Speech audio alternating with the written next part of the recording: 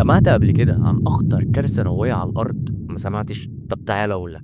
سنة 1986 مفاعل تشيرنوبل في أوكرانيا انفجر بسبب خطأ فني صغير. أنت متخيل؟ خطأ فني صغير، والإشعاعات اللي طلعت ما فضلتش في مكانها، دي سافرت لسحب السماء ووصلت لدول بعيدة زي السويد وألمانيا. الناس اللي ساكنة قريب من المفاعل هربوا من بيوتهم من غير ما ياخدوا حاجاتهم، ومدينة بريبات القريبة فضلت مهجورة لحد النهاردة. حتى كمان حددوا دايرة قطرها حوالي 30 كيلو متر حول المفاعل، سموها بمنطقة اسمها منطقة الاستبعاد.